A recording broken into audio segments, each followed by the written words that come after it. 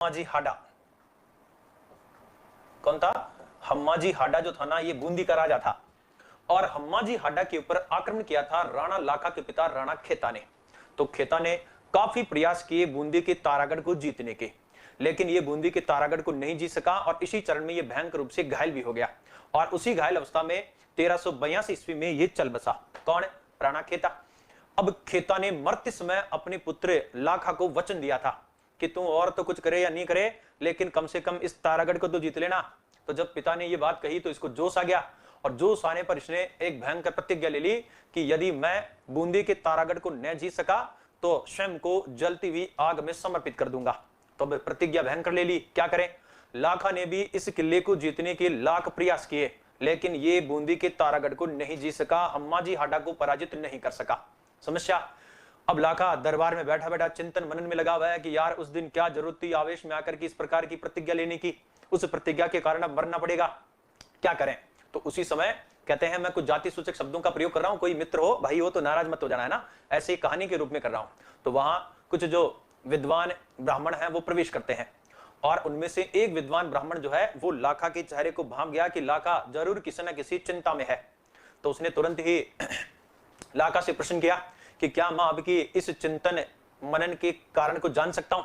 उसने तुरंत बताया कि साहब इस प्रकार से पिताश्री जा रहे थे और मैंने इस प्रकार से उनको वचन दे दिया कि मैं अगर बूंदी के तारागढ़ को न जीत सका तो स्वयं को आग में समर्पित कर दूंगा। तो प्रश्न किया वापस कि आपने जो प्रतिज्ञा ली थी वो बताएं। तो लाखा ने कहा कि प्रतिज्ञा तो ये ली थी कि तारागढ़ को जीतेंगे और नहीं जीते तो अग्नि को समर्पित कर देंगे।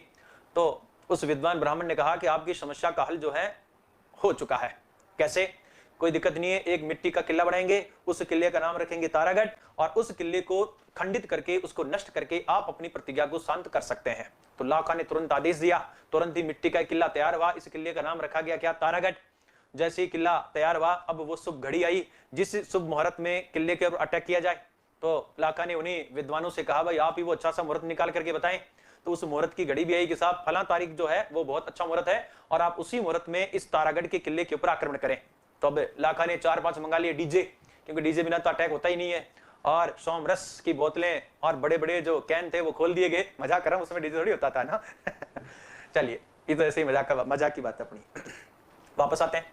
तो अब आक्रमण हुआ तो थोड़ा कुछ लाखा जाने के बाद लाखा ने कहा कि यार मैं किले को तोड़ने के लिए जाऊंगा तो लोग क्या कहेंगे, यार मिट्टी के किले को तोड़ने के लिए भी लाखा खुद आया है।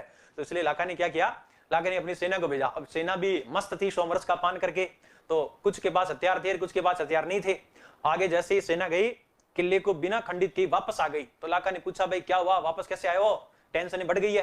तभी तुरंत ही पता चला कि इस मिट्टी के किले की रक्षा के लिए भी एक सेना बैठी हुई है।